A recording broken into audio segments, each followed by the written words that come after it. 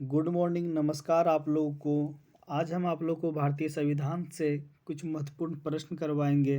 अगर हमारे channel Jawahar classic academy पे पहली बार आए हैं तो ज़रूर सब्सक्राइब कर लें।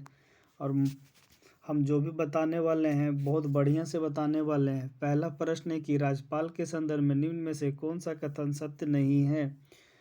तो वह राज्य की विधायिका का अंग होता है, ये सही है। मृत्युदंड को क्षमा कर सकता है। अच्छा, वह राज्य के उच्च न्यायालय के न्यायाधीशों की नियुक्ति नहीं करता है। उन उन उसके पास आपातकालीन शक्तियाँ नहीं है। तो इसका आंसर बी हो जाएगा। मृत्युदंड को क्षमा कर सकता है।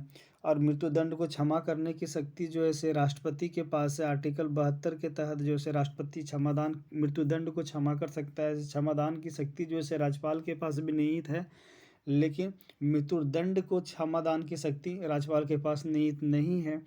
अगर हम राज्यपाल के बारे में और कुछ जाने तो उच्च न्यायालय के न्यायाधीश की नियुक्ति भी जो होता है ना, राज्यपाल के परामर्श पे राष्ट्रपति करते हैं। और इसके बारे में अगर हम और भी कुछ जाने तो भाग 6 में इसका जिक्र किया गया है राज्यपाल का। अगर आर्टिकल 153 कहता है कि एक से अधिक राज्यों का राज्यपाल हो सकता है। ये 7वें संविधान संशोधन 1956 के द्वारा किया गया है।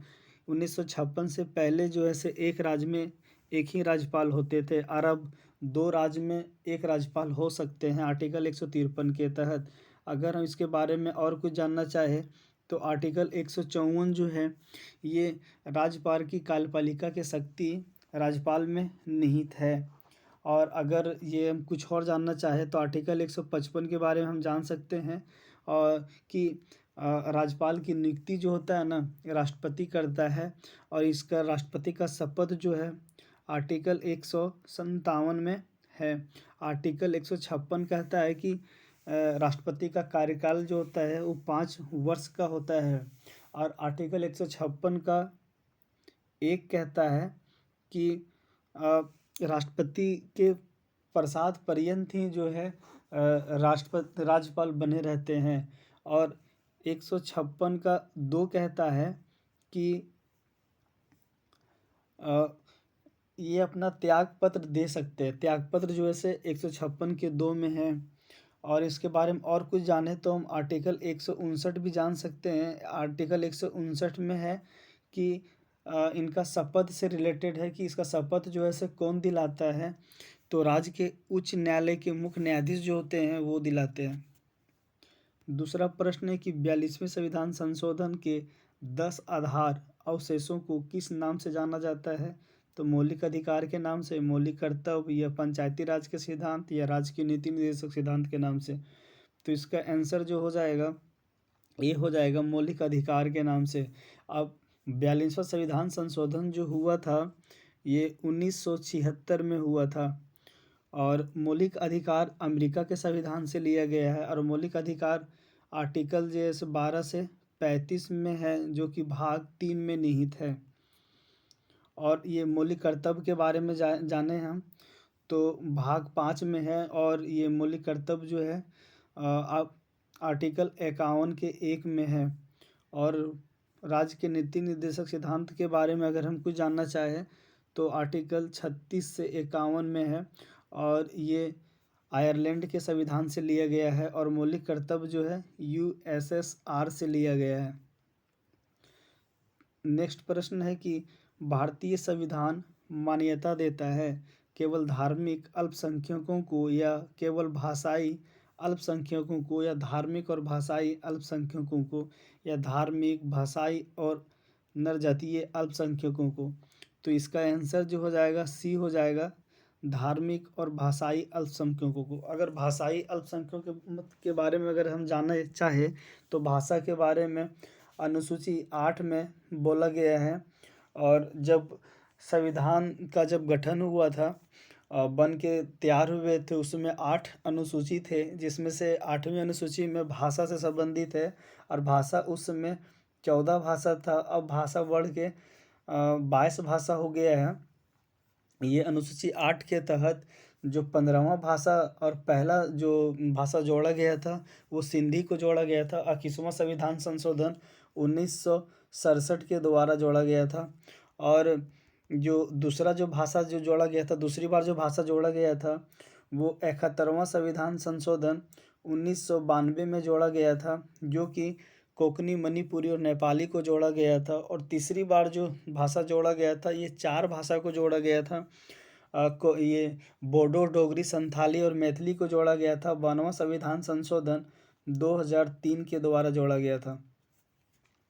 और ये धार्मिक के बारे में अगर हम कुछ जानना चाहें तो धार्मिक जो है ये मूल अधिकार से संबंधित है। और मूल अधिकार जो है फंडामेंटल राइट, ये इसमें 25 से आर्टिकल 25 से 28 में निहित है। धार्मिक के बारे में आर्टिकल जो है से 25 कहता है कि आप अपना धर्म के बारे में प्रचार प्रसार कर सकते हैं। आर्टिकल 26 कहता है कि आप प्रचार प्रसार करने के बाद के साथ में जो है से आप संगठन भी बना सकते हैं। और आर्टिकल 27 कहते हैं कि आप इसके प्रति जो आप संपत्ति इकट्ठा किए हुए हैं उसके ऊपर आपको राज्य सरकार टैक्स नहीं लेगी। और आर्टिकल 28 बोलता है कि आर्टिकल 28 बोलता है कि जो मतलब जो सरकारी स्कूल होते हैं उसके ऊपर जो उसमें आप जो है से धार्मिक शिक्षा आप नहीं दे सकते हैं। और नेक्स्ट प्रश्न है कि भारतीय संविधान के लिए प्रथम संशोधन विधेयक लाया गया था 1951 में, जो कि अनुसूची 9 को जोड़ा गया था। और अनुसूची 9 जो जोड़ा गया है ये भूमि संबंधित कानून को लाया गया था। और हाँ, सही है। और जो संविधान में संशोधन जो किया जाता है आर्टिकल 368 के तहत किया जाता है। अगला प्रश्न है कि निम्नलिखित में से कौन सी भाषा जो है जो कि बलूचिस्तान की है किंतु भाषा शास्त्रीय दृष्टि से द्रविड़ परिवार की है? तो ये ब्राहुई हो जाएगा, ऑप्शन ये सही है। अगला प्रश्न है कि संसद की अयोग्यता संबंधी विवाद पर कौन निर्णय लेता है? राष्ट्रपति लेता है या संबंधित संसद लेते हैं, निर्वाचन आयोग, या निर्वाचन आयोग के परामर्श से राष्ट्रपति लेते हैं? तो इसका आंसर डी हो जाएगा, निर्वाचन आयोग के परामर्श से राष्ट्रपति लेते हैं। ये संसद जो है राष्ट्रपति, राज्यसभा और लोकसभा के मिल करके संसद बनता है। और राष्ट्रपति के ये अगर हम ये इसके बारे में कुछ और जाने तो ये क्या बोलते हैं इसको, संसद जो है आर्टिकल 79 में है और ये 80 में जो है से राज्यसभा और लोकसभा जो है 81 में है। और इसके बारे में और हम फैक्ट जानना चाहें तो बोल सकते हैं हम कि मतलब बोल क्या, ये मेरे संविधान में है कि आर्टिकल 52 जो है वो कहता है राष्ट्रपति के बारे में कि भारत का एक राष्ट्रपति होनी चाहिए। आर्टिकल जो है से 53 कहता है कि भारत का प्रथम नागरिक राष्ट्रपति होता है। आर्टिकल 58 है जो है वो ये इसका योग्यता, राष्ट्रपति का योग्यता से संबंधित है। आर्टिकल 60 बोलता है कि ये राष्ट्रपति जो शपथ जो लेते हैं उससे संबंधित है। और जो राष्ट्रपति शपथ जो लेते हैं वो उच्चतम न्यायालय के मुख्य न्यायाधीश उनका शपथ दिलाते हैं। अगर वो नहीं हो तो जो वरिष्ठतम अधिकारी होता है, ये न्यायाधीश होता है, वो दिलाते हैं।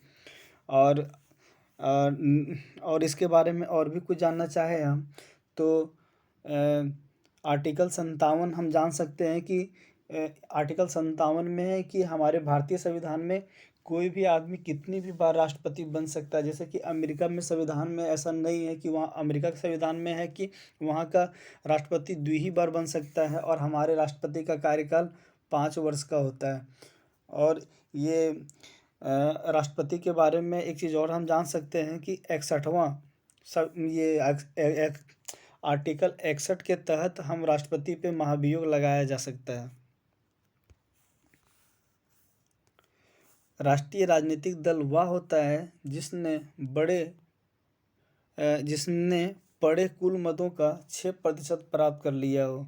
तो इसका आंसर जो हो जाएगा सी हो जाएगा, 4 या अधिक राज्यों का। इसका मतलब हुआ कहने का कि एक्चुअली होता यहाँ पे ये है कि मतलब हम राष्ट्रीय राजनीतिक दल हम उसी को बोल सकते हैं जो कुल मतों का 6% वोट, मतलब या तो 1/6, मतलब जितना टोटल वोट है उसका 1/6 वोट जो है ये राष्ट्रीय राजनीतिक दल लाता है, और कम से कम 4 जगह 4 राज्य में उसका सरकार बनता है, तभी हम उसको राष्ट्रीय राजनीतिक दल में हम बोल सकते हैं।